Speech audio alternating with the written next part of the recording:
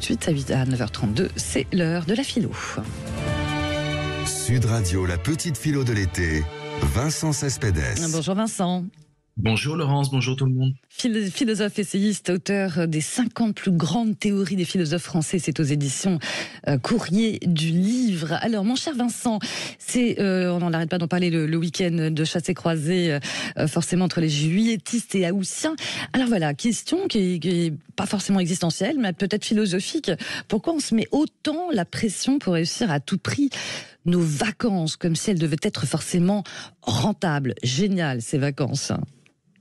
Oui, c'est spectaculaire. On est vraiment dans une sorte de détente à afficher, de rentabilité. On importe finalement la performance et la rentabilité qui sévissent dans le monde du travail, jusque dans nos plages, dans nos voyages. Il y a quelque chose d'à la fois pathétique et qu'il faut interroger. Ouais, alors on va interroger la philo là-dessus. D'ailleurs, la question rituelle souvent, c'est qu'est-ce que tu as fait pendant tes vacances, hein?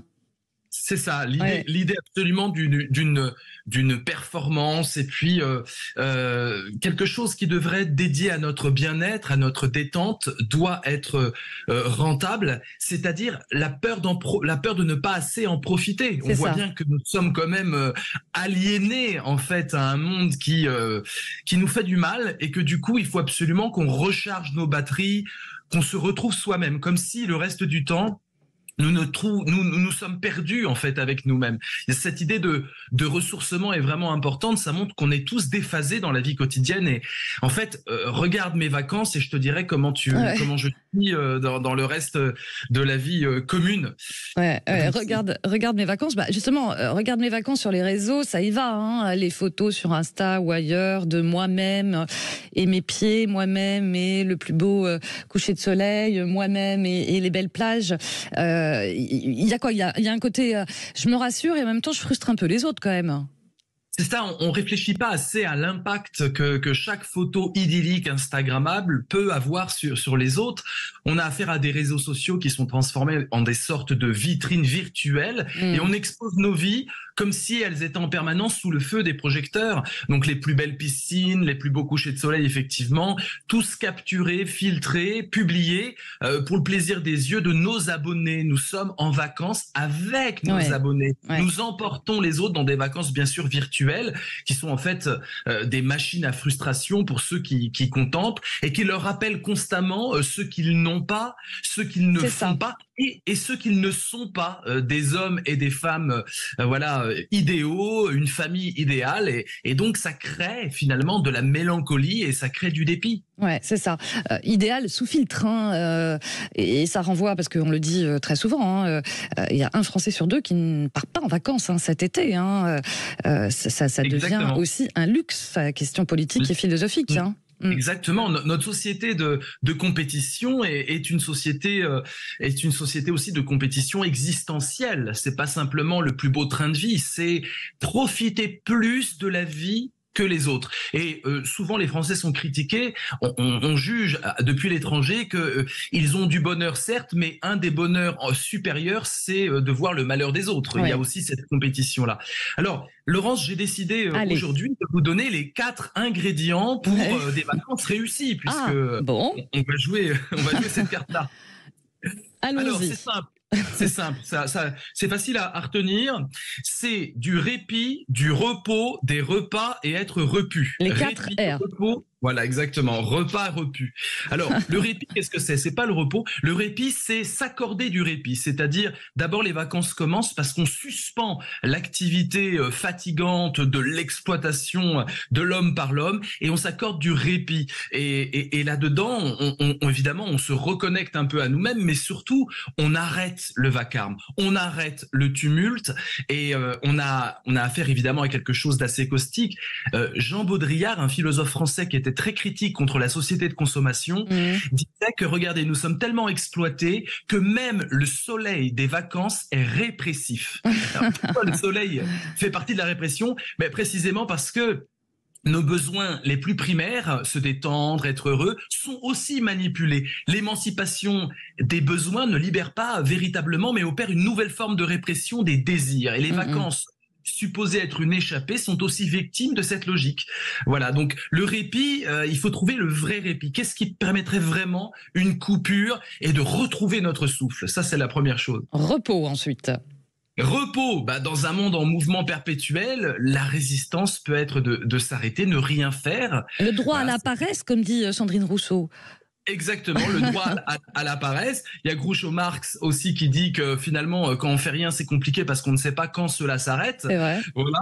Donc, le parc où les joggeurs, les yogis et les travailleurs en télétravail se côtoient peuvent se transformer en lieu de détente et un espace de rendement. Ouais. Un après-midi à contempler les nuages est plus précieux qu'un après-midi à courir après des activités. Donc, il faut vraiment être dans cette idée que le repos, c'est pas simplement se reposer de la fatigue accumulée, le repos du guerrier. Le repos, c'est profondément retrouver la possibilité même de la liberté.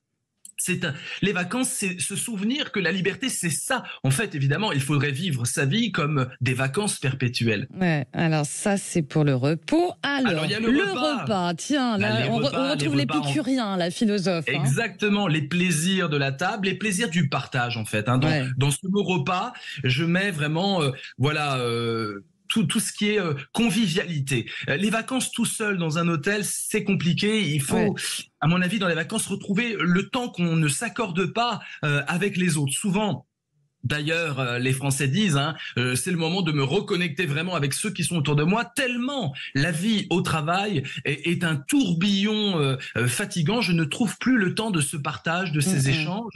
Évidemment, dans une société obsédée par la consommation, même le simple acte de manger est devenu une déclaration politique, finalement. Certes, mais on peut s'engueuler dans les repas entre potes pendant les vacances, justement, à trop parler politique. Bien sûr, mais ça fait partie de l'avancée du scénario. Finalement, ça fait partie des... Les vacances réussies, c'est des vacances aussi où on vide son sac. Ouais. C'est des vacances où on peut mettre les compteurs à zéro. Et c'est dans les repas que ça se passe. C'est vrai.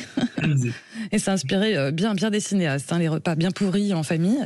Repu, c'est quoi? Pourquoi il faut être repu? Repu, comblé de bonheur, comblé d'autres. Oui, rassasié de moments, pas rassasié de médailles. Le but du jeu, évidemment... c'est pas encore une fois de cette frénésie de vivre des expériences que les autres ne peuvent pas vivre et de développer ce qu'on appelle en anglais le FOMO, Fear of Missing Out. Ça veut dire la peur de manquer quelque chose d'extraordinaire. Mon Dieu, je n'ai pas fait tout ce qu'on pouvait faire.